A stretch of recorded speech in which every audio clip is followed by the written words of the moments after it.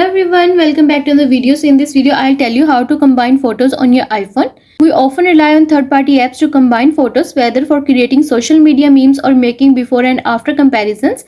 However, many users don't realize they can merge photos using the built-in shortcut app on their iPhones or iPad. In this video, I'm going to tell you how to combine photos on iPhone or iPad without any third-party app. But first, subscribe to my channel for more upcoming videos and hit the like button. So let's start the video without wasting any time.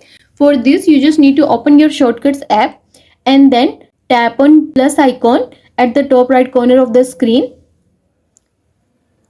and then tap on new shortcut. Next, tap on rename and you can rename your shortcut. Choose open app and then tap on apps and select the Photos app. Tap on done. Then tap on three dots next to combine shortcut. Then search in actions and then search for combine. Next, select combine images.